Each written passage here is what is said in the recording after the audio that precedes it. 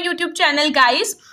आज जो मैं टॉपिक आप सबके साथ डिस्कस करने वाली हूँ, उस टॉपिक का नाम है मिट्रल रिगर्गिटेशन। मिट्रल रिगर्गिटेशन क्या होता है? मिट्रल रिगर्गिटेशन का मतलब होता है हमारा रिगर्गिटेशन का मतलब है बैकफ्लो और मिट्रल का मतलब होता है मिट्रल वॉल। मिट्रल रिगर्गिटेशन एक ऐसी एबनॉर्मल कंडीशन होती है जिसमें हमारा बैकफ्लो होने लगता है ब्लड का लेफ्ट वेंट्रिकल से लेफ्ट एट्रियम में। ठीक है, इसके बाद हम बात करेंगे कि ये जो बैकफ्लो है ये क्यों कॉज होता है, क्योंकि जो हमारा मिट्रल वॉल्व है वो बहुत ज्यादा डायलेट हो जाता है इस वजह से। अब हम बात करते हैं हमारे कॉजेस की कि किन किन कारण की वजह से मिट्रल रिगर्गिटेशन जैसी कंडीशन हमें देखने के लिए मिलती है।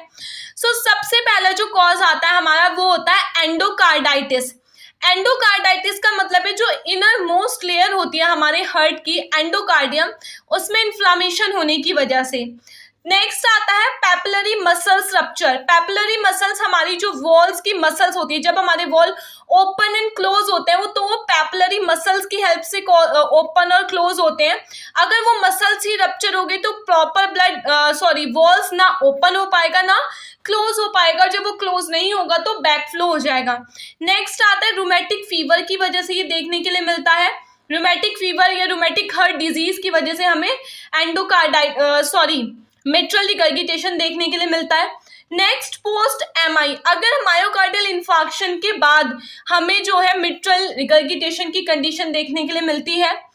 ट्रॉमा कॉर्डियल रप्चर, इसका मतलब होता है कि ये भी हमारी एक मसल होती है, लीफलेट वाली मसल्स होती है हमारी वॉल के बीच में। अगर इसमें रप्चर हो जाती है, अगर ये मसल रप्चर हो जाती है, उस वजह से भी जो हमारा मिट्रल वॉल्व है वो डायलेट हो जाता है एंड बैकफ्लो होने लगता है।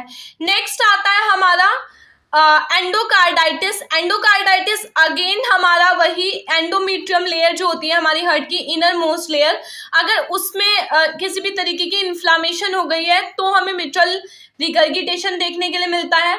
मिट्रल एनुअल कैल्सिफिकेशन, मतलब कि अगर हमारी जो मिट्रल मसल्स हैं, मिट्रल वॉल की जो मसल्स होती हैं उसके सराउंडिंग स्ट्रक्चर होता है, अगर उसमें कैल्सिफिकेशन का मतलब होता है हमारा कि अगर वो डैमेज होना स्टार्ट हो गई है, अंदर ही अंदर उसमें होल्स होने स्टार्ट हो गए हैं, तो मिट्रल रिगर्गिटेशन देखने के लिए मिल सकता है। कॉन्जेनाइटल भी हो सकता है ये बाय बर्थ। ये डायलेटेड कार्डियोमायोपैथी, डायलेटेड मतलब डायलेट हो जाना, कार्डियोमायोपैथी मतलब जब हमारे हार्ट में इन्फेक्शन हो जाता है, हार्ट की मसल्स में इन्फेक्शन हो जाता है, इन्फ्लामेशन हो जाती है, उस कंडीशन को कार्डियोमायोपैथी बोलते हैं। उस वजह से भी हमें मिट्रल रिगर्गिटेशन की कंडीशन देखने के लिए मिलती है। नेक्स्ट आता है हमारा इसके क्लिनिकल फीचर कि क्या क्या क्लिनिकल मैनिफेस्टेशन देखने के लिए मिलते हैं। सबसे पहला पेशेंट को बहुत ज्यादा वेनस कंजेशन, मतलब पेशेंट को की जो वेन्स होंगे उसमें बहुत ज्यादा कंजेशन, अकड़ाहट रहेगी, उसे फटीग फील होगा, कार्डिक आउटपुट कम होगा, पाल्पिटेशन मतलब उसे अपनी ही हार्ट बीट सुनाई देंगी, अडीमा हो जाएगा उसे। अडीमा का मतलब जो सूजन आ जाएगी उसके हमारे चेस्ट, पल्मोनरी अडीमा होने के बहुत ज्यादा चांसेस होते हैं इसमें। असाइटिस, असाइटिस का मतलब होता है हमारा जो पेट में मतलब हमारे स्टमक में जो फ्लूइड का कलेक्शन हो जाता है वो। ठीक है, इसके स्टमक तो नहीं बोलेंगे, अगर हम मेडिकल टर्म में बात करें तो असाइटिस का मतलब होता है collection of fluid in the perimetrium layer जो होती है हमारी। ठीक है, नेक्स्ट आता है हमारा राइट हार्ट फेलियर हो जाएगा। नेक्स्ट आता है आर्टरियल फिब्रिलेशन। आर्टरियल फिब्रिलेशन जिसमें हमारा जो आर्टरी होता है वो बहुत जल्दी जल्दी कॉन्ट्रैक्ट रिलैक्स करने लगता है। नेक्स्ट आता है कार्डियोमेगाली, मतलब जो हमारा हार्ट होता है वो बहुत ज्यादा, कार्डियोमेगाली का मतलब हार्ट जो होता है वो एबनॉर्मल तरीके से एनलार्ज होने लगता है। नेक्स्ट आता है sign of pulmonary venous congestion, मतलब कि हमें जो है पल्मोनरी अडीमा, पल्मोनरी कंजेशन देखने के लिए मिलता है। Next pulmonary oedema. Next pulmonary effusion. Pulmonary effusion का मतलब होता है हमारे लंग्स में पानी का इकट्ठा हो जाना, फ्लूइड का इकट्ठा हो जाना। दूसरा आता है हमारा हाइपरटेंशन, हार्ट फेलियर, ये सब देखने के लिए हमें मिलता है। नेक्स्ट आते हैं इसमें हमारे डायग्नोस्टिक इवेल्युएशन कि क्या क्या डायग्नोस्टिक टेस्ट हम करेंगे। इसके लिए हम हिस्ट्री कलेक्शन, फिजिकल एग्जामिनेशन करते हैं। ठीक है, हिस्ट्री कलेक्शन में हम पूछते हैं कि पेशेंट को रूमेटिक फीवर तो नहीं था या किसी भी तरीके का इन्फेक्शन तो नहीं था पहले। इसके अलावा कार्डियोग्राम किया जाए, इकोकार्डियोग्राम हमारा किया जाएगा। ठीक है, जिसमें हम हार्ट के वॉल्स, हार्ट के चैम्बर्स को प्रॉपरली देखेंगे। नेक्स्ट आता है इलेक्ट्रोकार्डियोग्राम, मतलब ईसीजी कंडक्ट करी जाएगी हमारी, चेस्ट एक्सरे किया जाएगा, एमआरआई किया जाएगा, कार्डिक कैथेटराइजेशन हम करेंगे। नेक्स्ट हमारी कंडीशन, अब हम इसके बाद हम पढ़ेंगे इसकी pathophysiology, that what is the pathophysiology of mitral regurgitation. So mitral regurgitation जो हो रहा था हमारा, जिसमें हमारा जो मिट्रल वॉल था वो बहुत ज़्यादा डायलेट हो गया था, तो किसी भी इटियोलॉजिकल फैक्टर की वजह से मिट्रल वॉल क्या होगा, डायलेट हो जाएगा, जिसकी वजह से बैकफ्लो होने लगेगा हमारे ब्लड का लेफ्ट वेंट्रिकल से लेफ्ट एट्रिया में।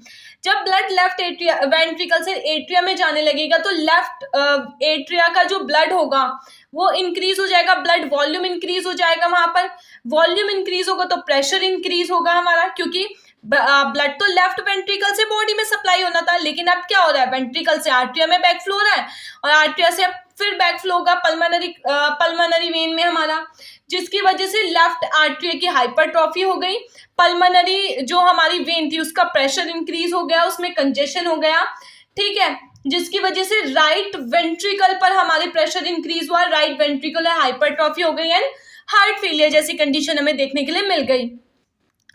अब हम बात करेंगे इसमें हमारे मैनेजमेंट की कि क्या क्या मैनेजमेंट होता है हमारा। तो सबसे पहले मैनेजमेंट हम बात करते हैं, सबसे पहले बीटा ब्लॉकर्स। बीटा ब्लॉकर में हमारे एटिनोलॉल आता है। एटिनोलॉल क्या करता है, हमारे ब्लड के फ्लो को इम्प्रूव करता है। नेक्स्ट हमारा ब्लड थिनर मतलब एंटीकोएगुलेंट दिया जाएगा हमारा।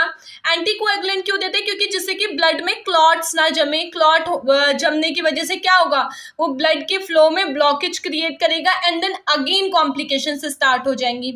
इसके अलावा डायरेटिक्स दे सकते हैं पेशेंट को, डायरेटिक्स देंगे ब्लड के फ्लो को इम्प्रूव करने के लिए, अगेन किडनी के प्रेशर को रिलीफ करने के लिए कैल्शियम चैनल ब्लॉकर्स दे सकते हैं।